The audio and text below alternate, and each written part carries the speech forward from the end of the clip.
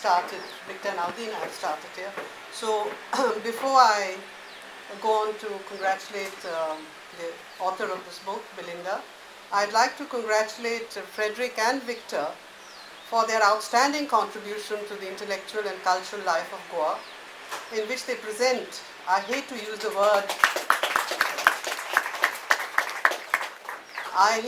the word showcase. I'm, as you can see, a very oldish person, and I hate to use the word showcase. I use very old-fashioned words.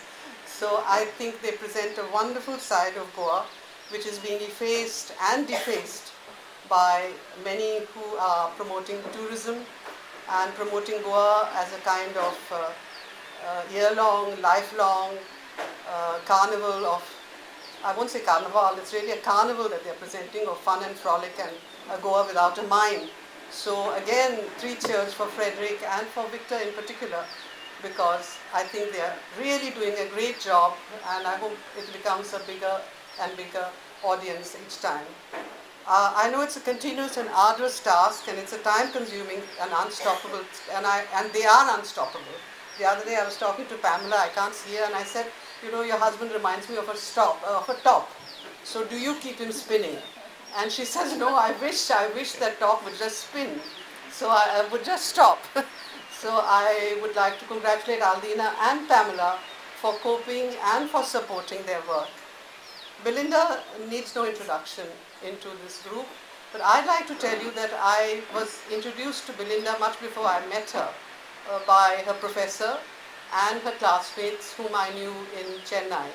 And they used to say, you're going to Goa, you have to find Belinda Viegas Muller. And I took about 2 years to find her.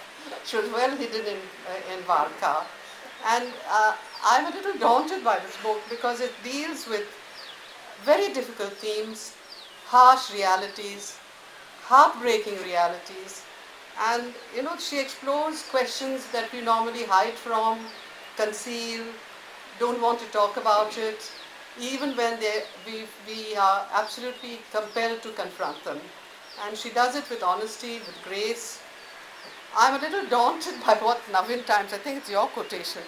Navin Times said, the panel is going to discuss hope, despair, and fulfillment, the forces of life that influence us. God help us.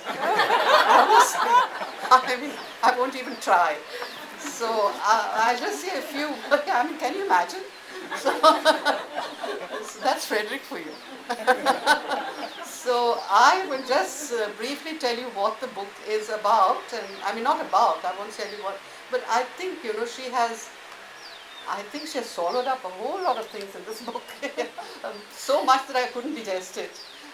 There are various socioeconomic levels in which these 3 or 4 women are set.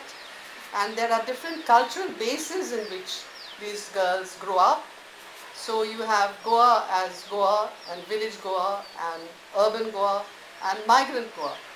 So you have a child growing up in London, or is it the UK, let's say, I don't know if it's exactly London, the daughter of a very well-established rich doctor, a socialite mother, socially ambitious, let's call her a social climber, very beautiful, and their ambitions for their daughter. Then there's the other girl, the other 2 sisters who are growing up in Nairobi, and they have a history in which their grandfather goes from maybe a lower middle class existence in Goa into an aspiring middle class in Nairobi and into a middle class, and then their aspirations for their daughters to go into a higher middle class.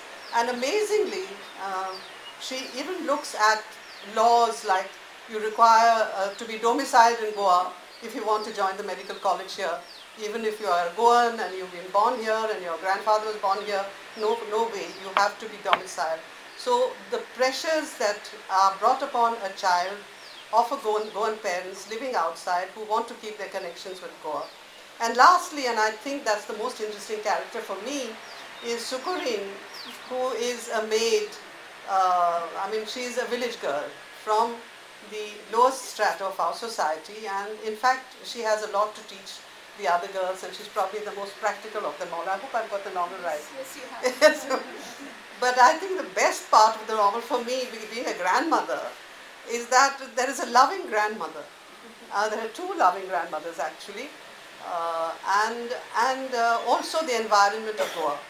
And it is these loving grandmothers and the environment of Goa that provides the healing touch to these troubled women. But Belinda, of course, won't let us off with these kind of easy answers. There's also this sentence which I've actually copied it out. Goa is a small pond from which the young try to leap out in sheer frustration. And those who don't succeed end up like salted dry fish, she says. So, yeah.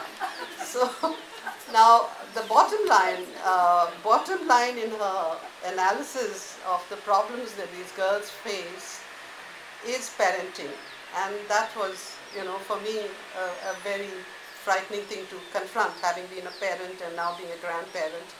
And also she addresses the societal constructs, the expectations of family and society, the expectations of need to keeping up with the tradition, then the problems that you confront in a society that is still quite superstitious, the need to conform that destroys creativity and sometimes destroys life itself. So I think I've said enough, and let's start our discussion. Is that all right? And so before I start our discussion, I'd like to congratulate Belinda for this. I think it's a brave venture. It's not been an easy venture, because nobody in our society, and in most societies, I shouldn't say this society only, likes to confront these issues, and she's sort of, just opened it all up for debate, and I hope we're going to discuss it. Thank you.